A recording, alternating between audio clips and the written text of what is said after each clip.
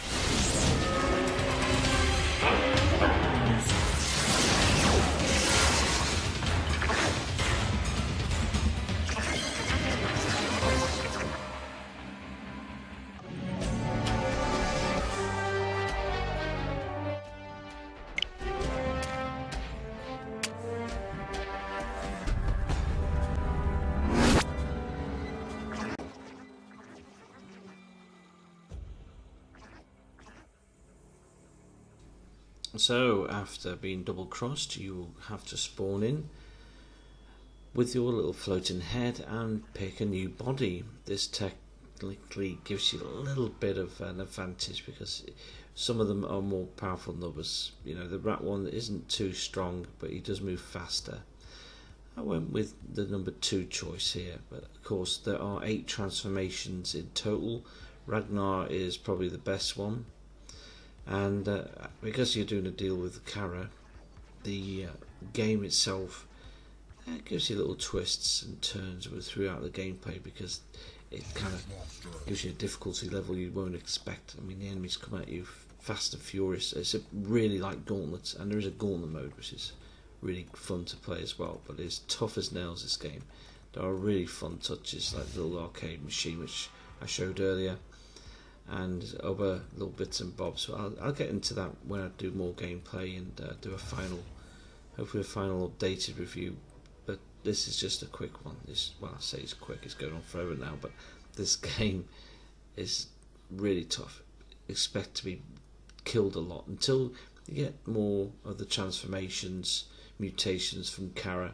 The Kara challenges, you have the ability to call Kara. Now this is the entity that you, who gave you eternal life. So he basically grants you a resurrection stone if you lose, or a new transformation.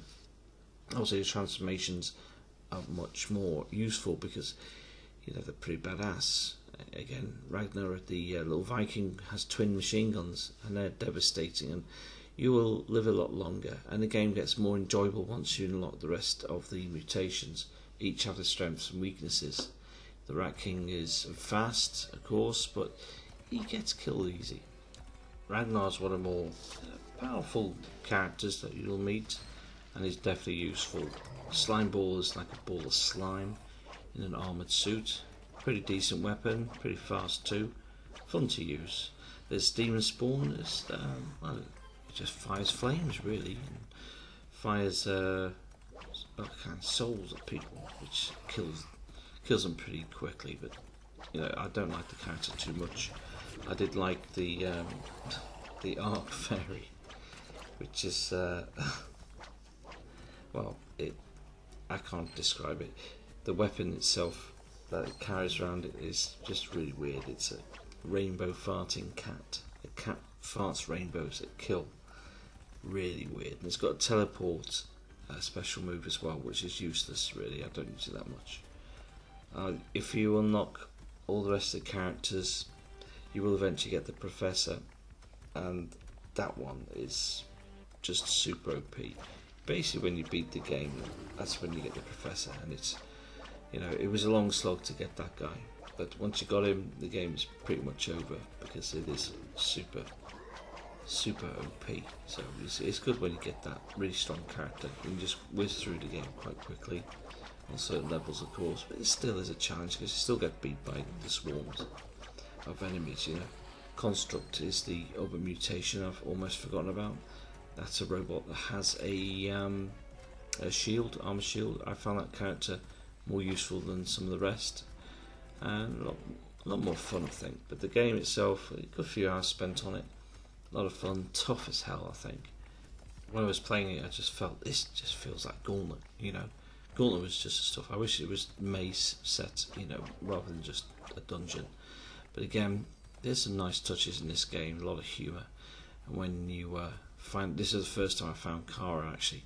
When you find Kara, you're just at a loss of what to do. Is it good or bad? And you know, you have to use your blue gems. Didn't have enough to call him. As soon as you do, you'll be granted a mutation, and away you go. Makes the game a lot easier, and that's pretty cool. But of course, you have to do the task it sets. It'll probably lock the room, and you'll be attacked by multiple enemies, and you have to survive, or you have to kill a certain amount.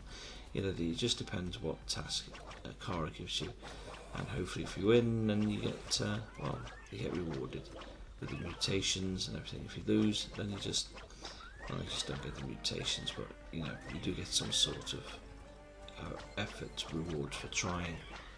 Again, I found the enemies to be tough, inventive, some really cool ones there. Some made me laugh, some were just downright annoying, like these little green things, green bats, whatever the hell they are.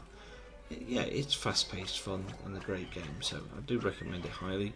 I'm going to be playing a lot more of this game over the weekend. Of course, I'll try and do a stream when I can, but apart from that, I highly recommend it.